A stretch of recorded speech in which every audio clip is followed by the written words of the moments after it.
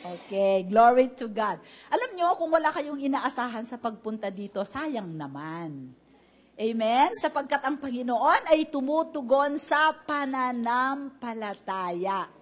Alam nyo, lahat ng tao ay may pangangailangan. Pero bakit ang Panginoon, hindi lahat niya yon natutugunan? Sa totoo lang, tinutugon yon ng Panginoon, kaya lang, yung iba ay walang kakayahang tumanggap. Amen? Hindi sila makatanggap. Bakit? Wala silang inaasahan. Paano ka dudulog sa harapan ng hari at ng iyong ama? Pupunta ka ba sa tatay mo, tay, pahingi ng, ano nga bang hihingin ko? Diba? So, kailangan meron po tayong expectations o inaasahan. Dahil, ang indicator na meron tayong inaasahan, ay na meron tayong pananampalataya, ay sa mga bagay na ating inaasahan. Amen? Praise the Lord. Inaasahan ko na yung matagal ko ng panalangin, sa araw na ito ko matatanggap. Ano ba ang matagal mo ng pinapangarap? Sa araw na ito ko matatanggap. Amen? Kung hindi ko man matanggap ngayon, meron pang susunod, matatanggap ko na yon. And in fact, nagpa-pile up, sinisimento ko ang aking pananampalataya hanggang sa isang araw, alam po ninyo, para yung rocket na pagka na-fulfill, na fully persuaded ang aking puso, bigla na lang akong maglo-launch at matatanggap ko na yung aking hinihingi. Amen? So you don't come to church to appease your conscience. Hindi kayo nagpupunta dito sa iglesia para makita kayo ng pastor o para ma-meet ninyo yung mga amiga ninyo. Nagpupunta tayo sa church para makapakinig tayo ng salita na galing sa puso ng Panginoon na magbabago ng ating buhay. Amen? Kaya nga natutuwa ako sa mga nagte-take notes. Amen? Kasi pagdating sa bahay, nare-review pa nila yon. Okay, nagte-take notes ba kayo? O ano ang pinag-aralan natin last Sunday? Ha? Pinag-aaralan natin ang tungkol sa paano tinitignan ng Diyos ang kanyang iglesia. Amen? 4 na paningin. 4 ways God sees the church. Sino ang church? Tayo. Oy, ang galing nyo. Tayo ang iglesia. Okay? So, paano tayo tinitignan ng Panginoon? Diba? Yun ang pinag-aaralan natin. Mahalaga po kasi itong 4 na paningin ng Panginoon sa church, ito po tayo lahat. Hindi po natin pwedeng tignan ang church na isang bagay lamang, kundi ang kabuuan ng 4 na eye view o paningin ng Diyos sa atin. Okay? So, ano ang una? Ang iglesia ay ang, number 1, kung nag-take notes kayo, the church is the people of God. O sige, yan ang lahing pinili ng Diyos. So na-explain ko na po ito sa inyo, tayo po ay lahing pinili. Hindi po tayo hentil, hindi tayo Grego, tayo ay mga bagong nilalang sa Panginoong Jesus.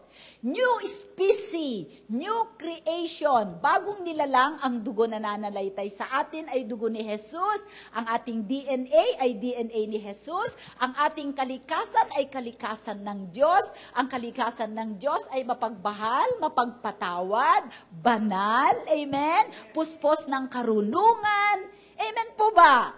So, yun po, kailangan po ito ay tanggapin ninyo at panampalatayanan ninyo.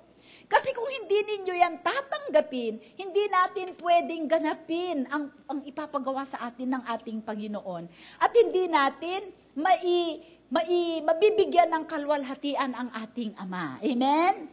So, yan po ang sinabi natin sa 1 Peter 2:9, ngunit tayo'y isang lahing pinili. Basahin nga natin, isang maharlikang pagkapari, royal priesthood, isang bansang banal, sambayan ng pag-aari ng Diyos. So, ang may-ari sa atin ay ang Diyos. Kung ikaw ay pag-aari ng Diyos, iingatan ka niya. Amen. Ikaw ay mahalaga sa Kanya, kaya bigyan mong halaga ang iyong buhay. Minsan nalulungkot ako, lalo ng ating mga kabataan, they don't value their lives. Amen. Kung kaninong barkada sila napasama, wala na. Yung iba, kahit kanino na lang nakikipag-sex. Ganyan ba ang tingin mo sa sarili mo? Walang kwenta? Alam mo, yan ang problema natin ngayon. We don't value our life because we don't value the life giver. When we value the life giver, we will value our life. Pakinggan ninyo ako. Amen? If you don't value your life, pawardi-wardi buhay mo. You will waste your life.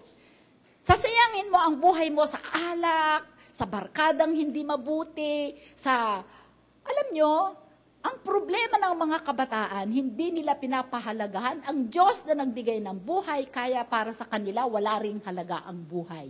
Walang plano sa kinabukasan, walang planong maglingkod sa Diyos, walang planong bigyan ng kaluguran ang Diyos sa pamamagitan ng buhay.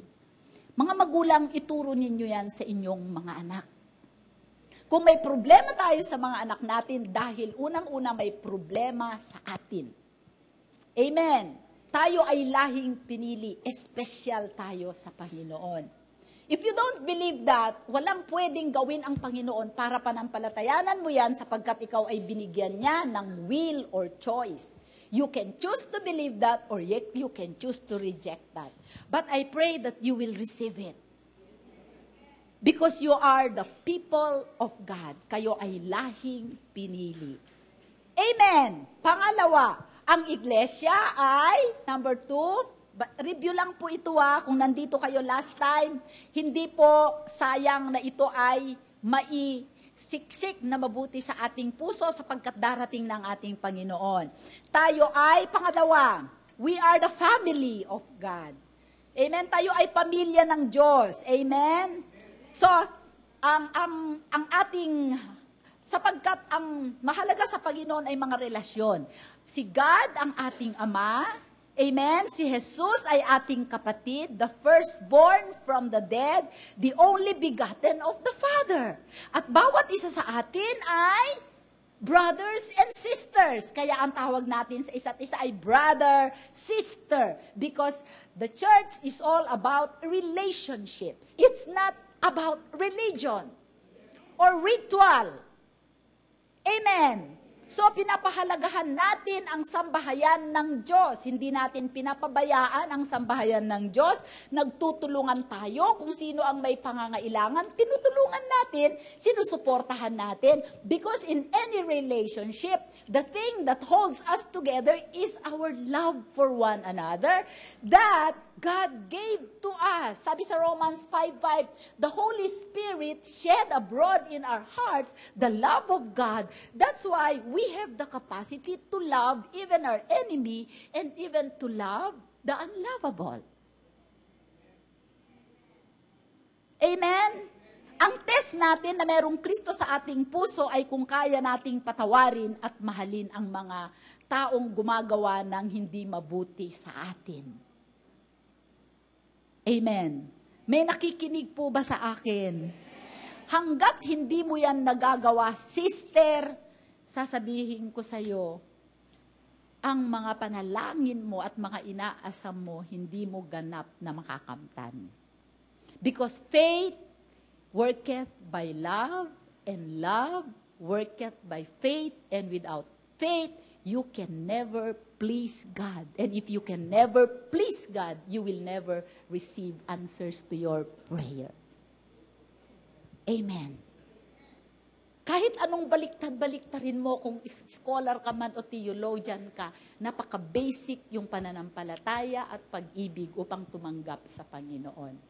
Amen? Bakit kailangan nating tumanggap?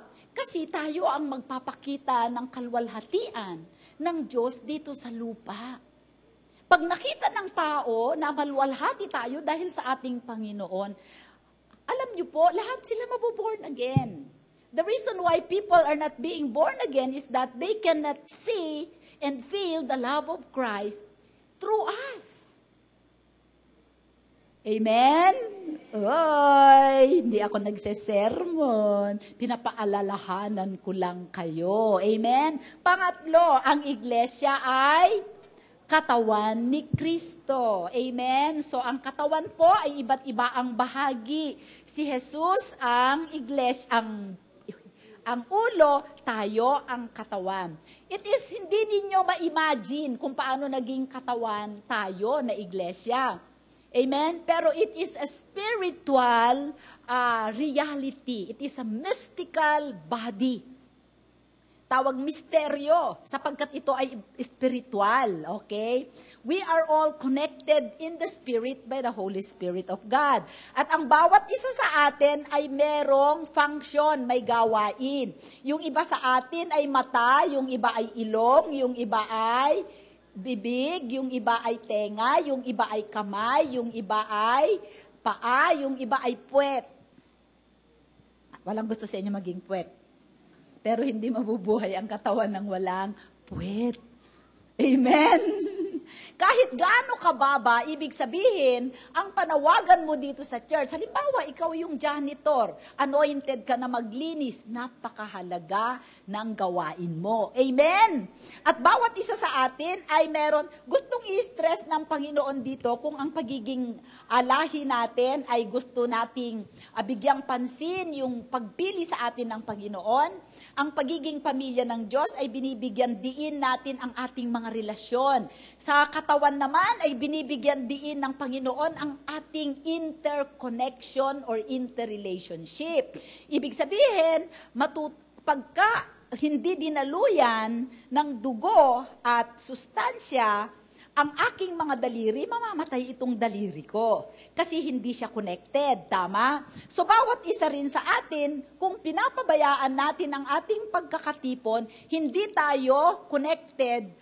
Alam nyo, kailangan makita natin, ang iglesia is a flow from the Father, through the Son, with the Holy Spirit, it is a flow. Amen? Kung ikaw ay mawala sa flow, matutuyot ka. Halimbawa, nakahiwalay ang kamay mo, may nakita ka na kamay na naglalakad, matutuyot yun kasi hindi siya connected. Wala siyang supply of the Spirit. According to the Apostle Paul, we receive a supply of the Spirit from each one of us. For example, paano nyo ako sinusuplayan? Sinusuplayan ko kayo ng revelation ng salita ng Diyos. Kayo paano ninyo ako sinusuplayan? Ini-encourage nyo ako sa inyong paglilingkod, sa inyong faithfulness. Kung hindi kayo magiging faithful, madi-discourage ako, mawawalan ako ng ganang mag-aral ng salita. Wala akong ibibigay sa inyo na revelation. And without revelation, there is no provision. Amen? Napakahalaga ng bawat isa sa atin.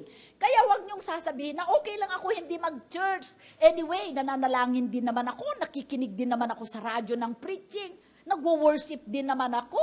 You are deceived. Marami pang mga tao, alam po ninyo, ako naniniwala ako na ang iglesia ang sentro ng gobyerno ng Diyos dito sa lupa. Because the church is a government. Amen. And the local church is the governing body of the entire church of God. If the Lord called you here in this church and you relocated to a far away place because of your work, hindi na kayo connected sa church na ito dahil hindi na rin nyo pinapansin, hindi na kayo nagbibigay, sasabihin ko sa inyo, matutuyot kayo. Because God ordained you and connected you to this church. You did not choose this church. God planted you here. Amen. So, ang church, ang katawan ni Kristo. Alam nyo, katulad nga ng sinasabi ko kaninang umaga, hindi po tayo yung katawan na katulad nung napanaginipan ni Daniel. The great image na ang ulo ay ginto, ang braso at ang dibdib ay silver, ang katawan ay bronze, ang legs ay iron, at ang feet ay clay. Hindi tayo ganon. Kung si Kristo ay gold, tayo ay gold. Amen. Kung si Kristo ay buhay, tayo ay buhay. Kung si Kristo ay mahal ng Diyos, tayo ay mahal ng Diyos. And alam ba ninyo na kung gaano kamahal ng Diyos si Jesus, ganyan kanya kamahal. Amen? Kahit marami kang sablay, ganun ka kamahal ng Panginoon. Not because of you, but because of Jesus. Because you are attached to Jesus. Jesus is your hiding place. Pagka nakita ka na nalangin, kasi Jesus ang nakikita ng Ama, hindi ikaw. Glory to God. That's why, kailangan malaman mo ano ang meron ka kay Kristo. In Him, there is forgiveness. In Him, there is acceptance. In Him, we have an inheritance. In Him, we have been justified. In Him, we have everything that we need for life and godliness. In Him, because we are attached to Him. And once we are disattached to Him, you die. If Jesus is accepted, we are accepted. Amen? Walang magkakasalungat na mga klase. Amen? That is the beauty of the body of Christ. Kung siniraan mo ang kapatid mo, siniraan mo ang sarili mo. Kung sinaktan mo ang kapatid mo, sinaktan mo ang sarili mo. Amen. Praise the Lord. At ang pangatlo, tayo po ang babaeng pakakasalan ni Kristo. We are the bride of Christ. Gusto ko lang basahin isang verse sa inyo. Ipaalala ko sa inyo. Kasi alam nyo po, sasabihin nyo naman, paulit-ulit naman si Pastora. Alam nyo po, ilang linggo ko na ito pinipreach sa ibang church at dito sa atin. But every time I preach it, merong bagong revelation sa akin. Ang Panginoon. Why? Hindi natin ma-exhaust ang salita ng Panginoon. Amen. Sabi niya sa Hosea 2. Hosea, come back to me with all your heart. Don't let fear. Anong version? Verse 19. 19 to 20. I will betroth you. Wala bang Tagalog yan, bro? I will betroth you, meaning to say engage. I will betroth you to me forever. Says the Lord. Ibig sabihin, hindi ka niya i-divorce. Kahit anong palpak, alam mo po, nabasa ba ninyo sa internet, yung may isang lalaki, pinakasalan niya sa China, magandang babae, tapos nagkaanak sila ng pangit, idinimanda niya yung babae, kasi yung palang babae nagparitoke. Hindi ganon si Lord. Nung kinuha ka niya, alam na niya na kinuha ka niya sa lusak, sa putik. Nilinis ka niya, amen? Pinaganda ka niya, pinabango ka niya, minigyan ka niya ng moisturizer, etc. Saka pinakasalan ka niya, forever yun. Alam niyo ba ang mag-asawa dito sa lupa? Pagka dumating ang Panginoong Jesus, wala nang mag-asawa doon sa langit. Amen? Si Ayan sa si Tina hindi na mag-asawa sa langit. Amen? Kasi tayong lahat ay babae, si Jesus ang ating asawa. Kaya yung mga young pro, huwag kayong yung aligaga kayong maghanap ng mapapangasawa ninyo. Dapat aligaga kayo sa paglilingkod kay God. Dahil anyway, hindi naman forever ang pag-aasawa dito sa lupa. Only the wedding between the church and Christ is forever. Until eternity. Sabi niya, I will betroth you to me forever. Yes, I will betroth you to me in righteousness and justice, in loving kindness and mercy. Bakit righteousness? Sapagkat hinugasan ka niya ang righteousness ni God, idinamit sa iyo, ni Jesus. I will betroth you to me in faithfulness, and you shall know the Lord. Amen? At alam ninyo, nung tinanggap mo ang Panginoong Jesus, ikaw ay nakipag-engage sa Kanya. Di ba, kunikwenta ko sa inyo last time para maunawaan natin yung the wedding between the church and Jesus Christ. Kailangan maunawaan mo ang paano ikinakasal ang mga Hudyo, di ba? Sabi ko, may betrothal sila, hindi pa sila nagsisiping, pero considered na sila as husband and wife. Pagka naging ang faithful ang isa't isa, sila ay pwedeng ipapatay. Amen. At habang sila ay naka-engage, tayo po, nung tinanggap natin ang Panginoong Jesus, isinuko natin ang ating buhay sa Kanya, nakipag-engage tayo sa Kanya. Amen. At kung nakipagkaisa tayo sa Panginoong Jesus, di ba umalis siya? Umalis ang groom, ang nobyo. At isang araw, babalikan niya tayo. Gusto niya na pagdating niya, tayo ay malinis, tayo ay mabango, walang batik, at walang kulubot, without spot and wrinkles. Amen? Glory! Amen! Nung tayo ay nakipag-engage sa Panginoong Jesus, pinugasan niya ang lahat ng ating karumihan, lahat ng ating kasalanan, inihugas niya ang kanyang banal na dugo.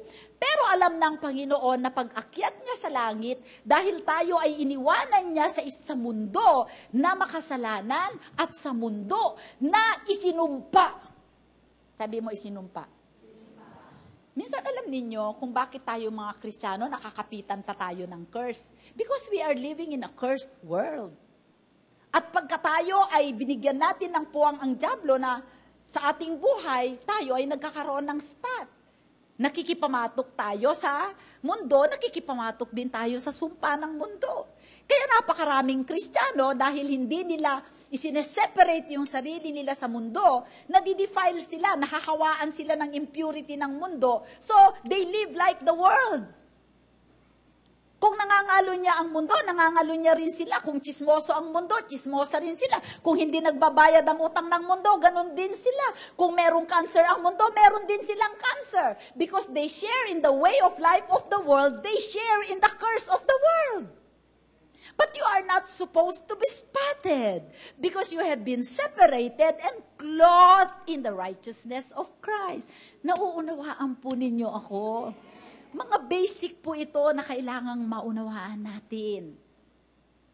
Kaya nga, wala nang appeal sa atin ang mundo kasi tayo ay naka-engage. Hindi tayo dapat maging, tawag dito, unfaithful. Ano nga yun? Taksil sa ating Diyos. Pero alam nyo, para maunawaan po ninyo, dapat maunawaan mo kung anong klaseng pag-ibig meron ang Panginoong Jesus sa'yo. Amen? Sabi po niya dun sa 2 Corinthians 2:11 ba? Ako ay nagseselos sa inyo. Sabi ng Apostol Pedro, sapagkat ako ay nagseselos kasi ibinigay ko kayo, in-engage ko kayo sa Panginoong Jesus. Gusto ko kayong i-present na dalisay. Pero anong ginagawa ng iglesia? Nakikipamatok tayo sa mundo. Huwag po. Amen?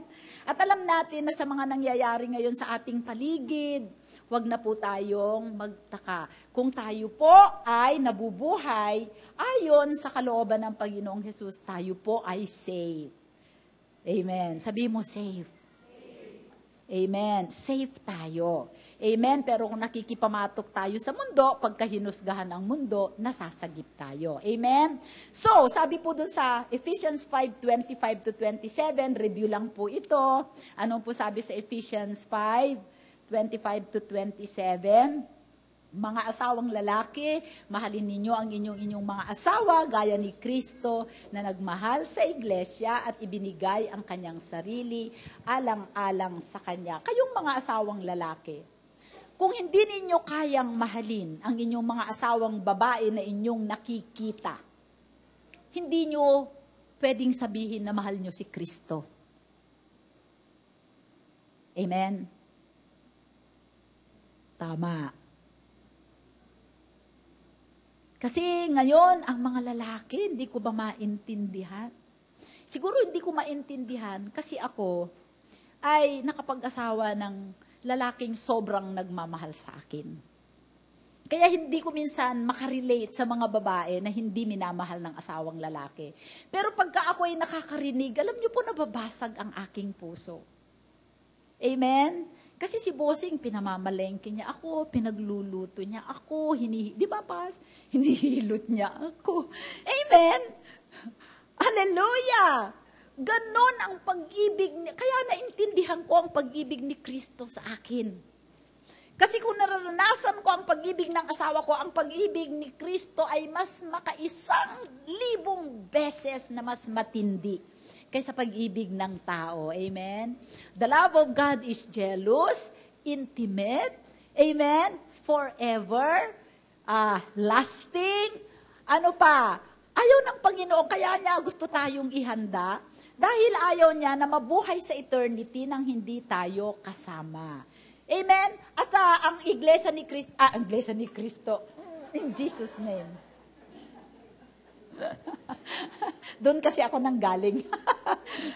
Hallelujah! Ano na nga ba ang sasabihin ko? Hindi po tayo dapat, alam nyo yung mga unfaithful na mga husbands, mahilig sila sa one night stand. Di ba? Pampalipas. Kilig. Pagka nag-iinit ang katawan nyo, mag-shower kayo kagad. Lalo na pagka wala doon yung asawa nyo. Di ba, Pastor Ray? Hallelujah! O tuloy natin, baka kung saan tayo pumunta. Bakit daw? Mahalin natin na niya ang kanyang asawa. Okay, upang kanyang pakabanalin siya na nalinis sa pamamagitan ng paghuhugas ng tubig sa salita. Amen? Bago tayo pumunta sa 27, nai-imagine ko na yung tinanggap ko ang Panginoong Hesus, nakipag-engage ako sa Kanya. Pero ang Panginoong Hesus kasi wala na, nandun siya sa kanang luklukan ng Ama, tama? Isang araw, dadating siya, di ba? Para ako ay i-claim. Okay? Ngunit iniwanan niya ako sa mundo na puno ng sumpa. Okay, iniwanan niya ako ng mundo na punong-puno ng kasalanan. Nung ako ay nakipag-engage sa Panginoong Hesus, lahat ng kasalanan ko mula pagkabata hanggang sa time na isinuko ko ang aking buhay ay hinugasan lahat ng kanyang dugo. Amen? Okay. And every time I plead the blood of Jesus, when I say I plead, I ask the blood of Jesus to wash me, okay? Maaanuhan ako, malilinis ako. But how do I do that? How do I do that? I say the word. What word? The word in the Bible that said, amen? If you confess your sin, God is faithful and just to forgive us and cleanse us from all our unrighteousness. So how do I plead the blood? I say the word. Gets? So kayong mga lalaki, pag nililinis nyo ang inyong mga asawa, you declare the word to your wife. Amen? Amen. Hindi dapat kayo ang unang nakakaalam ng pangako ng Panginoon. Amen? Hallelujah! Kung ang asawa ninyo ay pamali-mali, sabihin mo, you are full of wisdom. Amen. Kung ang asawa ninyo ay, tawag dito, mahirap, you are rich. Amen. You have been forgiven. So, ibig sabihin, every time we declare the word over our husband, over our wives, they are being cleansed. Bakit? Every day nadidefile tayo. So, hindi naman, although under the blood tayo, kailangan natin ang salita para malinis tayo. Katulad ngayon, nagpipreach ako sa inyo ng salita ng Diyos. In effect, nalilinis kayo. Through me. But I'm getting the word of Jesus Christ. Kukuha ninyo. Alam nyo, if you stay in the Word, kaya napakahalaga na the Word is abiding in us. Naalala nyo sa Bible? Di ba? If you abide in me and my words abide in you, ask whatever you wish and it will be given you. Di ba? So, how do you abide in the Word? You meditate the Word, basahin mo ang salita, pagnilayan mo ang salita, ilapat mo ang salita sa iyong sarili, angkinin mo ang salita, at hayaan mo na ang salita ng Diyos sa iyong pagtulog, sa iyong paggising, sa iyong pagtatrabaho, ay mangusap sa iyong puso. And every time na nangungusap siya, because the Word of God is alive and powerful. The Word of God speaks in the same manner that the blood speaks. Nakita niyo sa Hebrews? The blood of Jesus speaks of a better covenant than the blood of Abel. Amen. So, ganun ang paglilinis sa salita. So, di ba sabi sa Bible, the Word of God is a mirror. Nakikita natin, nasasalamin natin ang ating sarili. Di ba? Pagka malalaman mo kung nagkukulang ka sa pananampalataya. For example, if you are asking for healing, hindi ka nag-stay sa isang verse. There are actually 30 reasons why the Lord will heal you if you are sick. Pinag-aralan natin ito a long time ago and I want to revisit. Amen? Paano dumating ang sakit sa buhay mo? Nung inilehans ka ba ng Panginoon, dumating ang sakit sa buhay mo? Hindi. Gawain ng dyablo yan. Paano nangyari yan? Binigyan mo ang puwang ang dyablo sa buhay mo. Inom ka ng inom ng alak, droga ka ng droga, pabaya ka ng pabaya, kain ka ng taba, ng baboy. Pinabayaan mo ang sarili mo. Di ba? Oh, wala nang nag-e-amen. Natulog na yata kayong lahat. Okay. So, ang nais ng Panginoon, verse 27. Okay. Upang kanyang maiharap sa kanyang sarili ang isang maluwalhating iglesia na walang batik o kulubot o anumang gayong bagay, kundi siya ay maging banal at walang dungis. So, napag-usapan na natin, ang mga batik ay nahahawa tayo sa mundo. Halimbawa, napuputikan tayo, di ba? Pero yung wrinkles, itong wrinkles, marami na nga akong wrinkles, di ba? Itong wrinkles na ito is an indication of decay. Sabi mo, decay. Okay. Nagdi-decay ang laman. Pero ang pagdidecay ng laman ay nagsisimula sa decay in the spirit. For example, meron kang pait, bitterness, meron kang unforgiveness, di ba? Meron kang hinanakit. So, naiipon yun sa puso mo at kung ikaw ay punong-puno ng PGH, di ba? Puot, galit, at hinanakit, ang iyong mukha ay nagiging ampalaya. So, pagka nakaganyan lagi ang mukha mo, ang dami mong wrinkles. So, gusto ng Panginoon, alisin natin lahat yan. Kasi gusto niya, ang iglesyang darat na niya ay maluwalhati. Okay. So, sabi po doon sa ano ko na nga ba yung ano? The Lord will, okay. Revelation 19:7. Sige. Tingnan natin ang Revelation 19, verse 7. 7 to 8. Let us be glad and rejoice and give Him glory, for the marriage of the Lamb has come, and His wife has made herself ready. Okay? And to her it was granted to be arrayed in fine linen, clean and bright, for the fine linen is the righteous acts of the saints. Alam nyo, ang righteousness na ibinigay sa atin ng Panginoon, the measure of righteousness that we receive is the same. Pare-pareho, kasi lahat tayo nakakuha ng righteousness. But, magkakaiba tayo ng righteous acts. Amen. Amen. But we have to grow in righteous acts. Alam niyo kung bakit? Meron na tayong nature ng holiness sa ating puso nung tinanggap natin ang Panginoon. But some of us, ini-express natin yon, nakikita sa ating salita, nakikita sa ating gawin, nakikita sa ating attitude and behavior. Yung iba, hindi nakikita.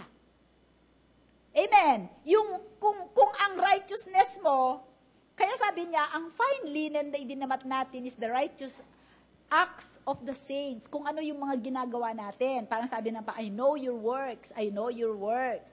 Hindi lang tinitignan ng Panginoon, di bali, alam naman ni Lord ang puso ko. Pagka ikaw ay saved na, ang tinitignan na ni Lord ay yung works mo. Amen. Ang tagal mo nang save, wala ka pang nadala sa Panginoon kahit isang kaluluwa. Ano ba yan? Kahit asawa mo. O sige, game. And to her it was granted. Okay, next verse. 9. Wala na? Okay. So, dun sa verse 7, tignan natin. Ngayon, ang gawain natin, bago dumating ang Panginoon, ihanda na natin ang ating sarili. Kasi sabi niya, and his wife has made herself ready. Alam niyo kung bakit tayo na ngayon ang kikilos? Ang Panginoong Hesus, nagawa na niya dapat ang kailangan niyang gawin. Nung sinabi niyang, it is finished, everything that you need for life and godliness has been given to you. Ikaw na ngayon ang magpiprepare ng iyong sarili. Amen ba? Amen. So, sino ang maghahanda? Si Kristo o ikaw? Ikaw. Katulad nung ikakasal ka, halimbawa, ikakasal ka sa January or next year, June. Ngayon pa lamang naghahanda ka na. Kung ikaw ang bride, ang dami mong inihahanda. Yung bridal gown, yung entourage, yung itsura mo, gusto mong magpahaba ng buhok para madaling ayusan, gusto mong tumaba-taba ng konti para bilog ka, o kung gusto mo namang mataba, gusto mong mag-reduce na ngayon. Para bakit? Para magandang-maganda ka sa araw ng kasal mo. Wala, tulog na lahat ang kongregasyon ng Rema. Amen? Inihahada. Alam mo tayo, may kinakasal dito, masyado tayong obsessed sa preparation. Di ba? Dapat obsessed tayo sa pag-anticipate at excited tayo sa pagdating ng ating nobyo. Ang mga iglesia, obsessed sila sa kanilang sarili. Amen. Ang mga lalaki, hindi sila excited sa wedding feast. Excited sila sa honeymoon. Ina-advance pa. So, kailangan ihanda natin ang ating sarili. Amen? Amen. So, paano tayo ngayon maghahanda? Yun ang topic natin ngayon. Sabihin naman nila, si Pastora naman, last week yan niya ang pinag-usapan, yan na naman. Kasi, hindi pa ninyo nakukuha. Balik kayo sa grade 1. Okay, 5 paraan kung paano tayo maghahanda. Okay, number 1. Una, paano? Let us be holy. Sabi po sa 1 Peter 1:13-16, kaya't ihanda ninyo sa gawain ang inyong mga pag-iisip, na supilin ninyo ang inyong sarili. O, magsupil daw ng sarili. Paano niyo susupilin ang sarili niyo? Gusto niyo magmura? Supilin ninyo. Amen. Ang anak ng Diyos hindi nagmumura. Gusto niyong magreklamo, supilin ninyo ang inyong sarili. Amen. Hallelujah. Ang problema ng mga Kristiyano ngayon, walang pagpipigil sa sarili. Ay, nagalit ako eh. Sorry wala, nakaano ka na, nakasakit ka na, okay? So, gawain ang inyong mga pag-iisip, na supilin ninyo ang inyong sarili at ilagak ang inyong pag-asa sa biyayang darating sa inyo kapag inihayag na si Hesukristo. Tulad ng mga masunuring mga anak, huwag kayong gumaya sa masasamang pagnanasa ng inyong kamangmangan noong una. Huwag na nating balikan ang nakaraan. Amen? Binabalik-balikan mo yung mga kasalanan mo, naalala mo pa yung boyfriend mo na may asawa, naku, ini-imagine mo, hindi ka na yun bagong nilalang ka na, amen? Kasi pag inaalala mo pa yun, mamaya mo sasabihin ng dyablo, namimiss ka na rin niya, sige, puntahan mo, lagot ka na. Okay. Sapagkat nasusulat, kayo'y maging banal sapagkat ako ay banal. Okay. Mahirap po bang magpakabanal? Mahirap ba? Mahirap? Kung kayo ay nananangan sa inyong sariling kakayahan, hindi ninyo magagawa. Pero kung ilagay mo sa isip mo na nung tinanggap mo si Jesus, tinanggap mo rin ang banal na Espiritu at nakatira yon sa'yo. At ang banal na Espiritu ang magbibigay sa'yo ng biyaya. The Holy Spirit is the Spirit of grace. Siya ang magbibigay sa'yo ng biyaya, kalakasan, strategy, karunungan para maging banal. Para sa isang anak ng Diyos na iba na ang kanyang kalikasan. Okay, you have to understand, brothers and sisters, na nung ikaw ay wala pa kay Kristo, meron kang sinful nature. Amen. Hindi ka nagkakasala dahil gusto mong magkasala. Nagkakasala ka sapagkat ang kalikasan mo ay kasalanan. Amen. Ang nature mo ay sin. That's why you sin. It's not because you want to sin, but it's because you cannot help it because your nature is sin. But when you receive the Lord Jesus Christ, whose nature is holy, the sinful nature is done away with, nasipa na, you receive a new nature which is holy. Now you hate sin. That's why there is no such thing as license to sin among the Christians, because your nature is holy.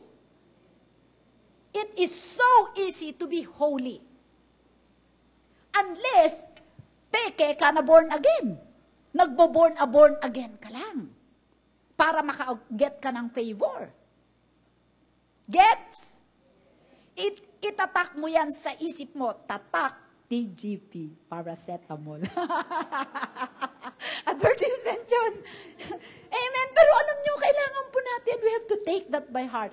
Every time na may nag-i-invite sa'yo na mag-sin, I don't have the sinful nature. My nature is holy. And in fact, pagka nagkasala ka, nagkakaroon ka ng remorse, di ba? Kasi iba na ang nature mo. Meron ng Holy Spirit nagsasabi na, mali yan, anak. Halimbawa, nangako ako sa kapatid ko, o sige, ibibigay ko sa iyo isang magandang store. Sabi ng asawa ko, hindi pwede, sayang ang ganda niyang lugar na yan sa Isabela. Sabi ko, nakapangako na ako eh. Ang anak ng Diyos, once na nangako, kahit masasaktan, gagawin. Amen? Nakabitaw na ako eh. Kasi the moment na hindi ko in-honor yung salita ko, sa susunod na magsalita ako, hindi ko mapapaniwalaan na yun. It will destroy my heart. It will make my heart divided. Kasi ang Diyos ganun. Pagka nagsalita, ginaganap niya. Ikaw din dapat ganun ka. Pagka nag-double talk ka, magkakaroon ka na ngayon ng doubt. And if you have doubt, you will not receive what you are asking for. In the Spirit, every slightest thing is big. Walang maliit na kasalanan sa Espiritu. Pare-parehong malaking kasalanan. Whether small or big, it will defile you and it will confuse your heart. And a confused heart cannot produce fruit. Gets? Alam nyo, makahalaga ng mga binibitawang kong salita sa inyo. If you will live by those, I tell you, God will promote you. Hindi, alam nyo po, ang mga pastor madaling magsinungaling. We can put up a face. But I have determined in my life, in my heart, that I will be true to God and to myself. Amen! Because, kung ano ako, ganun din kayo. Ayokong maging leader na isang araw mumurahin ninyo. Amen? Mahalaga po yun. So, kailangan yon ang tatandaan natin. So, let us be, alam nyo, minsan, mahirap kasi, syempre, halimbawa ako dati, ang galing kong mag-green jokes, di ba? Si Lolo, si Romy, kilala niya ako nung dumating ako sa San Miguel, 1988. Aray na ako ng green jokes. Pero nakita nila ang transformation ko mula nung tinanggap ko ang Panginoon Jesus. Kinadidirian ko na yung lumang buhay ko. Amen? Pag green jokein mo ako ngayon, iniisip ko palang nandidiri na ako. Why? Because I have a new nature, holy. Amen. So, madali sa atin ang maging holy. Okay. Another definition of holy, ha? Pagka pa sinabi nating banal, nakasibang, mahaba ang ano natin na hindi tayo makabasag baso, hindi. Sabi po, nagkamali ko kaninang umaga, Numbers 20 verse 12. Naalala ninyo nung si Moses ay dadalhin niya ang bayang Israel, pa-crossover na sila sa Promised Land. At bago sila dumating doon sa River Jordan, na sila ay magko-crossover na going to the Promised Land, nagreklamo na naman ang buong kongregasyon ng mga Israelita dahil wala na naman silang mainom na tubig, uhaw na sila. So nagmumurmur na naman sila, reklamo dito, at tinisisi na naman nila si Moses. Okay? Dahil doon, naapektuhan si Moses. Inutusan ng Panginoon si Moses na doon sa kanilang dadaanan ay makakakita sila ng batong malaki, rock. Okay? Sabi ng Panginoon kay Moses, pagdating nyo doon ay kausapin mo yung bato. Speak to the rock. Pero dahil sa inis ni Moses, pagdating nila doon sa rock, yun ay kanyang pinalo. Amen? Pinalo niya twice or thrice? I don't remember. Thrice. Okay?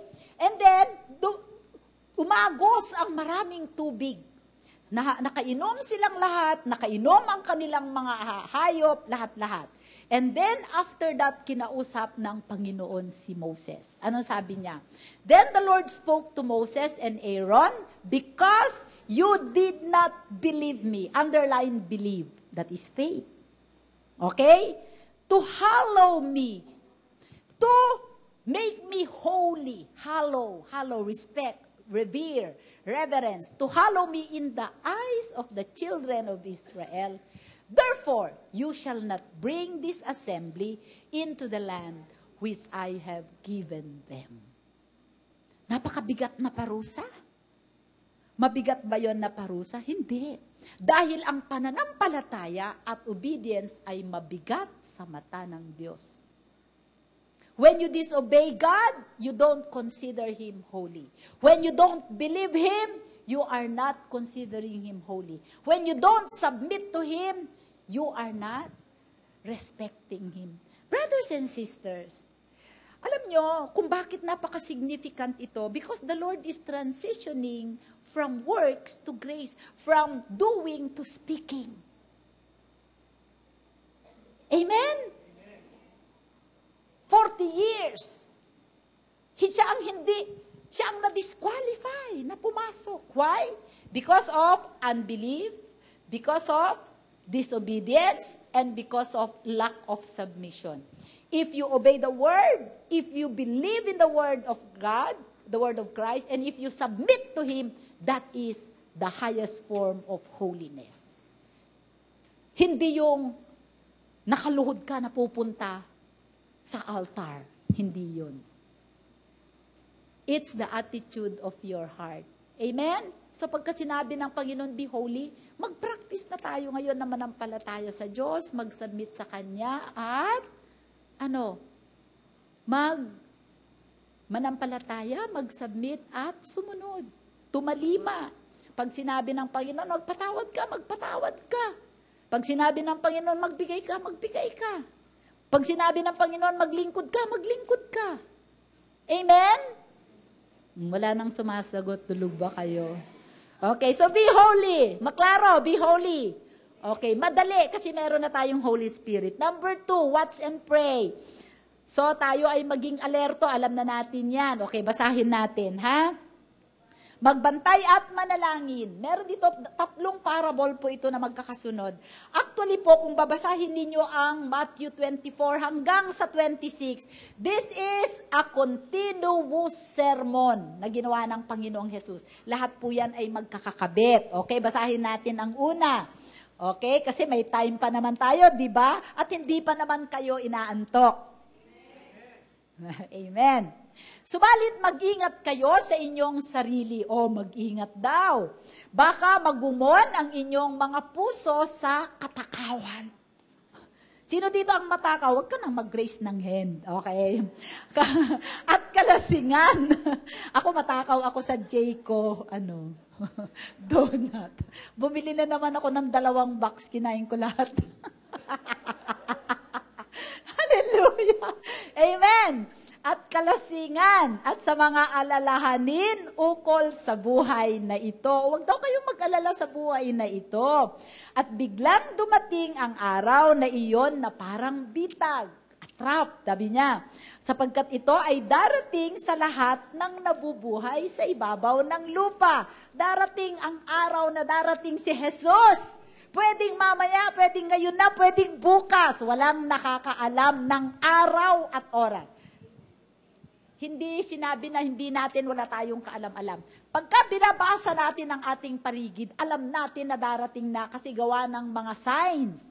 Mga lindol, mga taggutom, mga morality ng tao, ang baba, amen? Mga kahirapan, alam na natin yon. Ang hindi lang natin ay alam yung exact date and time. Hindi natin pwedeng sabihin na December 25, 2 o'clock in the evening. Hindi pwedeng sabihin yon. Walang nakakaalam nun. Gets? Okay. Kaya dapat, pero tayo dapat nadidiscern natin ang time. Okay? Subalit maging handa kayo sa bawat panahon na nananalangin, magkaroon kayo ng lakas upang makatakas sa lahat ng mga bagay na ito na mangyayari at upang makatayo kayo sa harapan ng anak ng tao. Hindi natin alam the day and the hour. Pero pag dumating ang Panginoon, makakatayo ka ba niya sa harapan? Pwede mo bang titigan ang mata, mata sa mata, eyeball to eyeball si Jesus? Baka matunaw ka. Ngunit kung ikaw ay nanatili sa Kanya, makikita mo sa Kanyang mata ang grabeng pag-ibig sa iyo at makikita rin niya sa mata mo na ikaw ay naghintay, na ikaw ay nag-aabang. Pagka sinabing watch and pray, lagi tayong naghihintay, nag-aabang, nag-anticipate, looking forward for the coming of the Lord. Amen? So alert tayo. Hindi tayo nagpapakasasa sa mundo. Hindi bali, pagka malapit na akong mamatay, saka na ako magsisi. Paano kung hindi ka nabigyan ng chance? Di forever ka doon, sa mainit na lugar. Sabi mo, watch and pray. Magbantay at manalangin. Tanong, nananalangin ba kayo? Salamat sa 10 sumagot. Paano yung iba? Nananalangin ba kayo? Glory to God. This is a praying church. Hallelujah. So, watch and pray. Pangalawa. Pangatlo. Ano ang pangatlo? Next. Manatiling tapat sa Diyos. Be faithful. Okay? Basahin uli natin, isang parable. Sino nga ba ang tapat at matalinong alipin na inatasan ng kanyang Panginoon na pangasiwaan ang kanyang sambahayan upang magbigay sa kanila ng pagkain sa tamang panahon? Gusto kong pansinin niyo the word household. Household. Every local church is a household of God because we are the family of God. Sambahayan, okay? Tapos, sabi niya, mapalad ang alipin na kung dumating ang kanyang Panginoon ay maratnan siyang gayon ang kanyang ginawa. Sa katotohanan, sinasabi ko sa inyo, ipagkakatiwala niya sa kanya ang lahat ng kanyang ari-arian. Ngunit kung ang masamang aliping iyon ay magsabi sa kanyang puso, magtatagal pa ang aking Panginoon. At pinasimulan niyang bugbugin ang mga kapwa niya alipin at makisalo at makipag-inuman sa mga lasing, wala na. Darating ang Panginoon ng aliping yon sa araw na hindi niya inaasahan at sa oras na hindi niya nalalaman. Amen? At siya'y pagpuputol-putulin at ilalagay na kasama ng mga mapagkunwari kung saan ay magkakaroon ng pagtatangis at pangangalit ng mga ngipin. Hindi halin tulad niya dito yung faithful servant and the unfaithful servant. You know, this pertains to the pastors and to the leaders of the church. Tayo ay inatasan ng Panginoon na pangalagaan ang kanyang sambahayan. The local church is God's household. Pwede ko kayong, ang isang lingkod na faithful ay pinapakain niya ang kanyang sambahayan. Inaaruga niya, pinapastol niya ang kanyang sambahayan. Kung kayo ay ama ng tahanan, pastulin ninyo, pangalagaan at arugiin ang inyong sambahayan. Ang unfaithful servant ay anong ginagawa? Binubugbog. Amen? At nagpapakasasa. Alam po ninyo ang kaibahan ng faithful servant at unfaithful servant? Ang faithful servant, ginagawa niya kung ano ang dapat niyang gawin sapagkat ang puso niya ay nag-a-anticipate na anytime darating ang Panginoon. Always waiting, always watching, always witnessing. Because alam niya anytime darating. Ang unfaithful servant ay may problema sa attitude niya sa puso. Ay, barayo pa, darating, di pa yan darating, kaya pwede muna akong magpakasasa. Amen? At ano ang mangyayari sa unfaithful servant? Pagpuputol-putulin at itatapon siya sa mga hipokrit. Dadalhin siya sa impyerno. Saan niyo gusto? Bawat isa sa atin ay lingkod. Amen? Saan niyo gustong pumunta? Pagpuputol-putulin o ano? So, ingatan natin ang ating mga puso na palagi tayong tapat sa Diyos. Hindi tayo kailangang maging tapat sa tao. Sa Diyos tayo maging tapat. Amen. Pangatlo, so kailangan maging tapat. Pang-apat? Okay. Sa pang-apat, another parable, ito yung the parable of the 10 virgins. Kasi ito yung the parable of the wise and the foolish virgin. Kailangan maging marunong tayo at wise. Amen. O basahin natin yung parable, talinghaga. Lahat magbabasa para walang makatulog o game. Ang kaharian ng langit ay maihahambing sa 10 birhen na kumuha ng kanilang mga ilawan at lumabas upang salubungin ang lalaking ikakasal. Ang 5 sa kanila ay mga hangal at ang 5 ay matatalino. Sapagkat nang kunin ng mga hangal ang kanilang mga ilawan, ay hindi sila nagdala ng langis. Ngunit ang matatalino ay nagdala ng langis sa mga lalagyan na kasama ang kanilang mga ilawan. Samantalang naantala pa ang lalaking ikakasal, ay inantok silang lahat at nakatulog.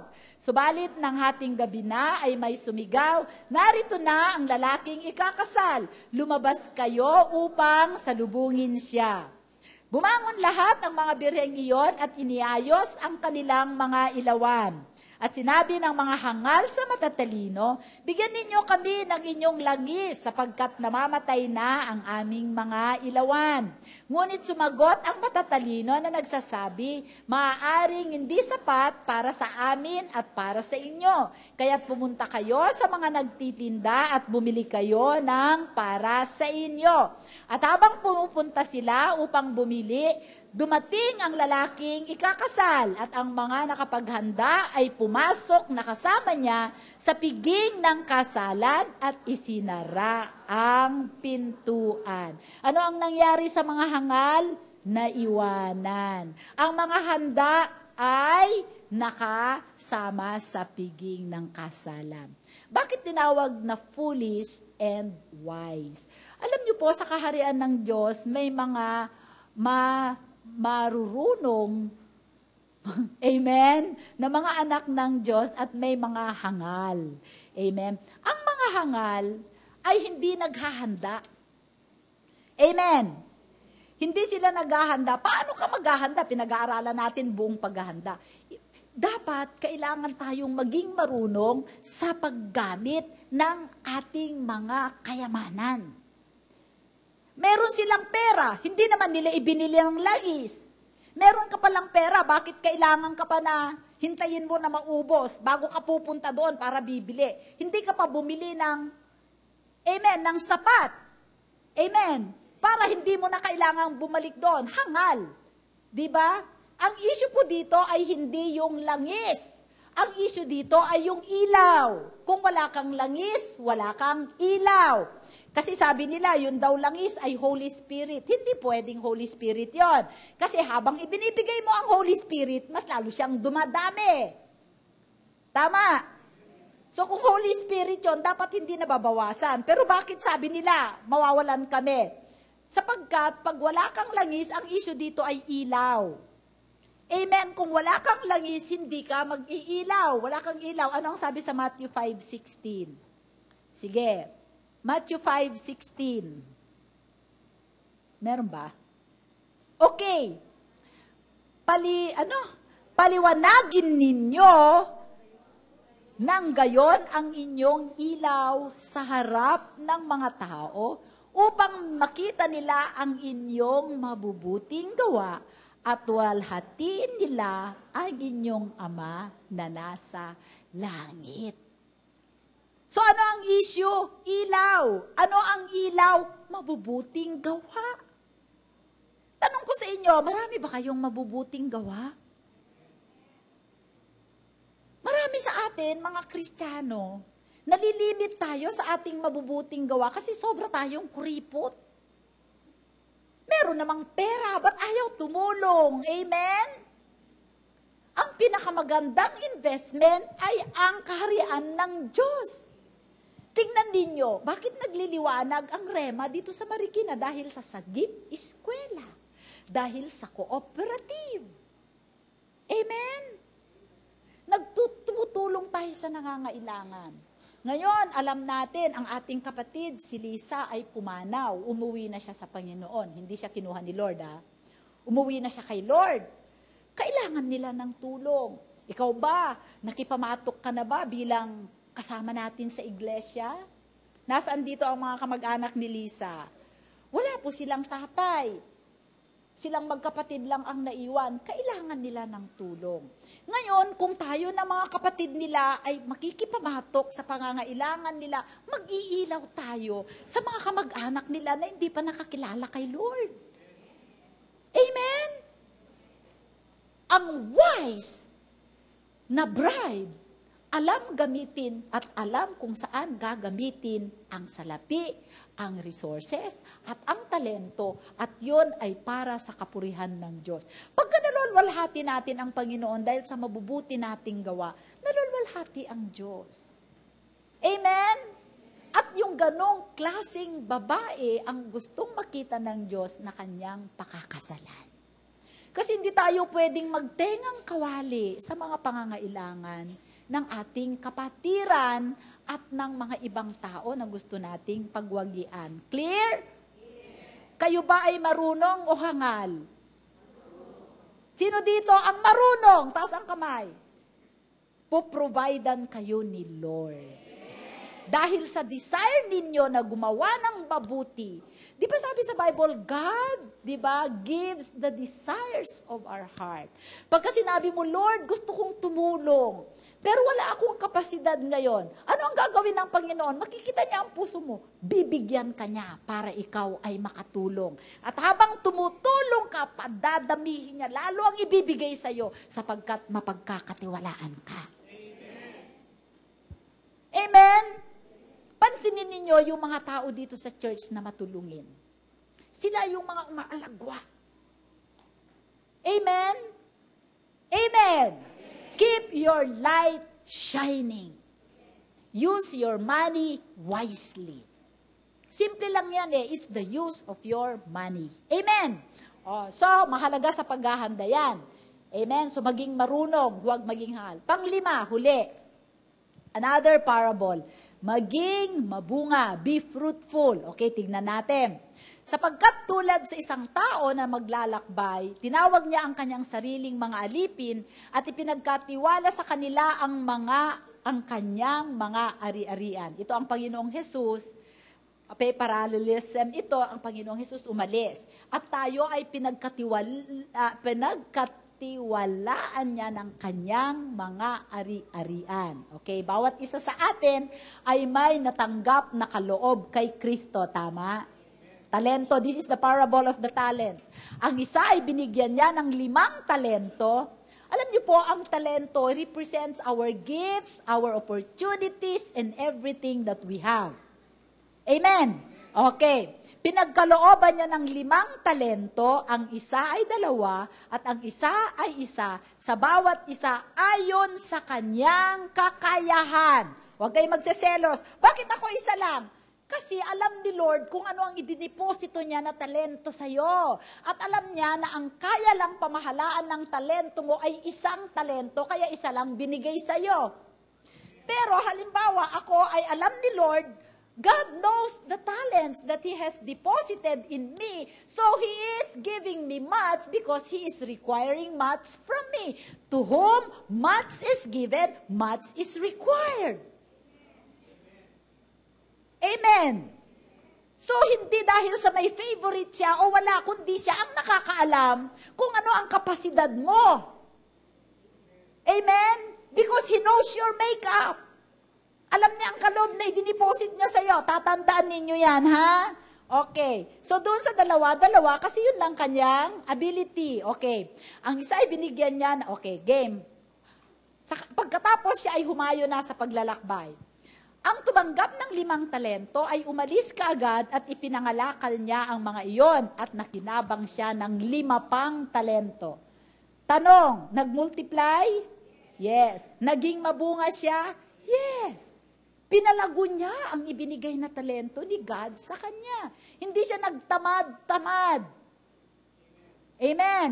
Okay, gayon din ang tumanggap ng 2 ay nakinabang pa ng 2. Oh, mabuti. Okay, subalit ang tumanggap ng 1 ay umalis at humukay sa lupa at itinago ang salapi ng kanyang Panginoon. Okay? Kayo ba, ibinaon ninyo yung talento nyo? Ha? Pagkalipas ng mahabang panahon, dumating ang Panginoon ng mga aliping yon at nakipag-ayos sa kanila. Okay, ang tumanggap ng 5 talento ay lumapit at nagdala ng 5 pang talento na nagsasabi, Panginoon, binigyan mo ako ng 5 talento, heto, ako'y nakinabang ng 5 pang talento. Sinabi sa kanya ng Panginoon niya, magaling, mabuti at tapat na alipin. Maging tapat ka sa kaunting bagay, pamamahalain kita sa maraming bagay. Amen, nakikita ninyo? Kung ang talento na ibinigay sa kanyo ng Panginoon ay minultiply nyo, naging mabunga kayo, from a servant, he was promoted to a ruler. Hoy! Gusto nyo ng promotion? Maging mabunga kayo. Amen? Pamamahalain kita ng maraming bagay. From an employee to a manager. Amen? Okay. Alam nyo, dito sa mga parables, napakaraming nakatagong mga spiritual truth na pagkasusundin natin, brothers and sisters, mabubuhay tayo ng mainam. Sabi mo, mainam. Okay, pamamahalain kita ng maraming bagay. Pumasok ka sa kagalakan ng iyong Panginoon. Once you become a ruler, once you will have influence. And when you have influence, you will become more fruitful. So continue ang multiplication uninterrupted. Amen? At lumapit din ang tumanggap ng 2 talento at sinabi niya, Panginoon, binigyan mo ako ng 2 talento. Heto, ako'y nakinabang ng 2 pang talento. Mabunga?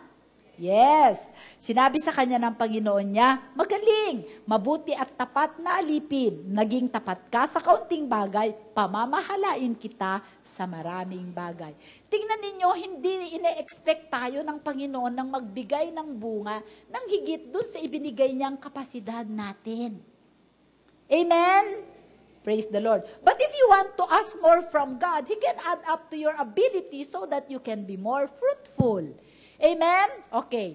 Pumasok ka sa kagalakan ng iyong Panginoon. Next. At lumapit din ang tumanggap ng 1 talento at sinabi niya, Panginoon, alam kong ikaw ay taong malupit na gumagapas ka roon sa hindi mo hinasikan at nagtitipon ka roon sa hindi mo kinalatan ng binhi.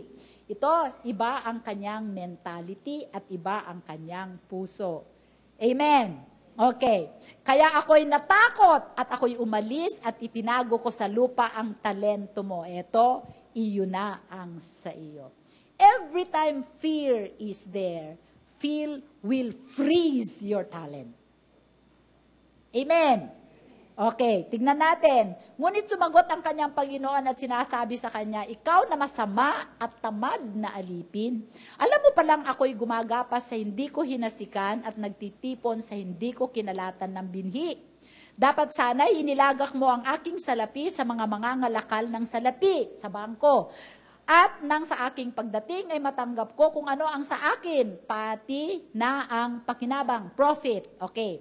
Kaya't kunin ninyo sa kanya ang talento at ibigay ninyo sa kanya na may 10 talento.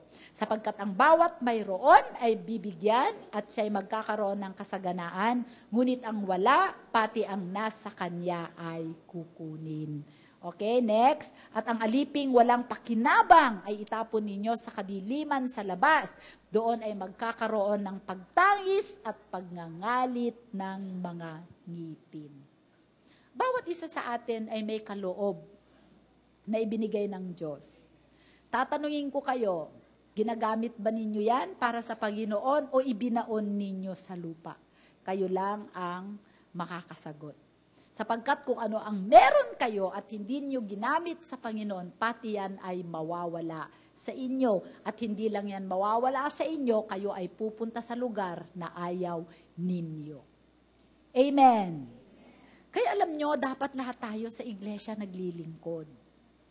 Hindi tayo pwedeng bench warmer. Pastora, wala naman akong ano. Kapatid, magdala ka lang dito ng bisita palagi at yon ay na-born again. May bunga ka na. Amen? Ano ang pakinabang sa'yo ng Panginoon? Sige nga. Marami sa iglesia, they are negative factors to the church instead of becoming a positive factor o katuwang.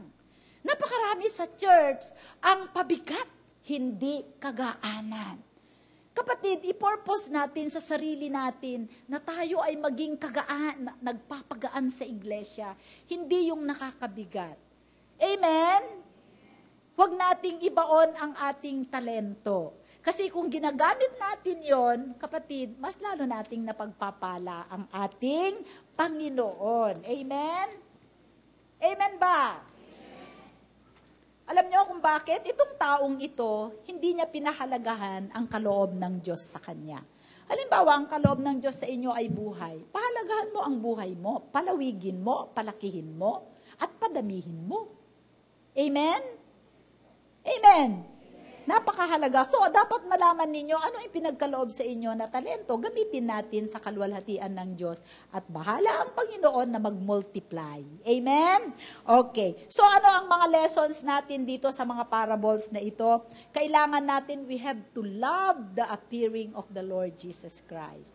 We have to look forward to His coming. Laging expectant tayo sa ating 4 na L. We have to love His, 3 pala. We have to love His appearing. We have to look, anticipate for His appearing, look forward. We have to labor faithfully. Amen. Until He comes. So, yun ang 3 L. Amen. Love His appearing, look forward or anticipate to His appearing, and labor faithfully to His appearing. O pwede mong i-translate sa 3 W. You have to be watching for His appearing, you have to be witnessing, and you have to be working. Amen? Watching. So, nagbabantay ka. Witnessing. Amen? Nagiging maganda kang patutuo. Amen? And you have to be working. Huwag kang tatamad-tamad. Alam nyo, pwedeng ang mga tao maging successful tayo sa harapan ng ibang tao o sa mga... Pero kung hindi tayo successful sa Panginoon, walang halaga. Amen? Let us waste. Sabi nga ni Apostol Pablo, I am willing to spend and to be spent for the kingdom and the glory of God. Are you willing to spend and to be spent? You don't waste your life, but you make your life count for the kingdom. Amen? That is the way to prepare for the coming of the bridegroom. Tanong ko, are you ready? Ha? O, sige, bago nyo sabihin yung amen. Are you ready? O, bago nyo sabihin yung amen, matatapos na tayo. 3 verses, 2 na lang ha. Buksan natin sa 2 Corinthians 13, 5-6. 2 Corinthians 13, 5-6. Examine yourselves as to whether you are in the faith. Nananampalataya ba kayo talaga? Mga mananampalataya ba kayo? Born again ba kayo talaga? Test yourselves. Do you not know yourselves that Jesus Christ is in you? Unless indeed you are disqualified. I pray na lahat tayo pagdating ng Panginoong Jesus ay qualified. Amen? Kaya meron tayong lesson dito, okay? And then pangalawa, Romans 14:10, but why do you judge your brother? But why do you judge your brother? Huwag mong husgahan, huwag mong examine ang katabi mo, ha? Sabi, examine yourself. Huwag mong examinin si pastora o yung cell leader mo. Sarili mo ang examinin mo. Tapos, huwag mong husgahan yung iba o yung kapatid mo, husgahan mo sarili mo. Amen? Or why do you show contempt for your brother? For we shall all stand before the judgment seat of Christ. Amen. Amen. So, paano uli natin ihahanda ang ating sarili? Pakabanalin natin ang ating buhay. Amen. Mamuhay tayo ng may kabanalan. Ano ang kabanalan? Pananampalataya, pagpapasakop, at pagsunod sa lahat ng salita ng Diyos. Amen. Pangalawa, magbantay at manalangin. Alam nyo, kailangan natin ng panalangin, lalo na yung mga mahal natin sa buhay na wala pa sa Panginoon. Pag dumating ang Panginoon at hindi sila saved, ang eternity nila ay doon sa impyerno. Alam nyo, napakaliit lang, igsi lang ang ating buhay. Sabi sa Bible, isa lamang hininga. Si Lisa, pagka naaalala ko, Sabado, nagluto pa siya sa amin ng laing. Ang saya-saya namin.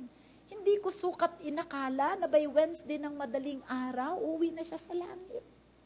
At yung napakaikling, alam nyo po, sa isang linya ng eternity, ang buhay natin ay isang tuldok lang. At ang isang tuldok ng panahon na nandito tayo sa lupa, dapat gumawa tayo ng wise decision na isuko ang buhay natin sa Panginoon para pag tayo'y namatay, kapiling natin siya. Kung tayo ay mamali sa gagawin natin habang nandito tayo sa laman na ito, when our spirit and our soul will get out of this body, everything will be very fast and everything will be late. Kaya yan ang dahilan kung bakit nagkatawang tao si Jesus. Para tayo ay i-rescue. Amen? Ang dami nating gagawing panalangin. Maging magbunga tayo ng mga kaluluwa. Mag-share tayo. Alam mo, minsan naiisip ko dito sa church na to, masyado tayong comfortable. We love to worship the Lord. We love to do everything. But there are higher things than just praising and worshiping the Lord and just praying together. There is a higher thing, and that thing is soul winning. Walang saysay ang ating pagsasayaw, pagtutugtog, pagpipreach, pag-aano, kung wala tayong napagwawagi ang kaluluwa. Amen! So, maghanda tayo. Maging tapat tayo sa panawagan ni Lord. Maging marunong tayo sa paggamit ng pera na tinatanggap natin o anumang kaloob sa Diyos. At maging mabunga tayo sa mga gifting, sa mga ability na ipinagkaroon sa atin ng ating Panginoon. Amen? I want you to examine, including me, examine and judge yourself. Suriin at husgahan nyo ang sarili nyo. Kasi sabi sa Bible, kung hinuhusgahan natin ang ating sarili, hindi na tayo huhusgahan ng Diyos. Huwag nating hintayin na ang Diyos ang maghusga sa atin. Amen? Okay, sabihin mo sa katabi mo, mahal ako ni Pastora, kaya niya ako binababalaan. Amen? Tayo po ay tumayo. Hallelujah! Thank you, Lord. Marami pong salamat. Manalangin po tayo. Lord, marami pong salamat sa iyo, O God, sa iyong mga salita. Tinataas ko po sa iyo ang mga anak mo sa Rema Word of God Church. Dalangin ko, Panginoon, ang mga salitang aming narinig ay hindi pumasok sa isang tenga at lumabas sa isa, kundi dalangin ko, Panginoon, na ito ay Lord, maitanim ng malalim sa aming puso. Hinahayaan namin ang mga salitang ito ay mangusap sa amin, sa aming pagtulog, kahit sa aming pagbangon tuwing umaga. Lord, ibinibigay namin sa iyo ang buong-buo naming puso, buhay, isip. Nais naming maging kalwalhatian mo. Turuan mo kami na lumakad ng banal sa mundong ito, na maging mapagbantay at mapanalangin, maging tapat, maging marunong at maging mabunga para sa kaharian mo. Salamat po sa iyo, Panginoong Diyos. Holy Spirit, I pray, O God, that you will touch everyone that is here today. Dalangin ko ang paghaplos mo, Panginoon, sa mga anak mo na naririto, ang pagyakap mo sa bawat isa, ang mga nangangailangan ng kagalingan, O Diyos. Dalangin ko, Panginoon, na pagalingin mo ang bahagi ng kanilang katawan na may sakit. Sinasaway namin ang sakit. Sinasaway namin, Panginoon, anuman abnormality na meron ang aming katawan sa oras na ito. Sampu ng aming mga mahal sa buhay na nasa malayo. Dalangin namin, Panginoon, na iunat mo ang iyong mapagpala, mapaghimala, Panginoon, at mapagmahal na kamay. At abutin sila. Salamat sa protection mo sa aming mga mahal sa buhay na nasa malayo, O God. We plead the blood of Jesus, Lord. And we thank you, O God, sa protection, sa preservation mo sa aming mga buhay. Pinupuri ka namin, sinasamba ka namin, aming Diyos, at salamat po sa biyaya, Panginoon, na maihanda namin ang aming sarili para sa iyong muling pagdadating. Ito po ang aming panalangin. Sa ngalan ni Jesus, ang lahat ay magsabi ng Amen. Alam nyo,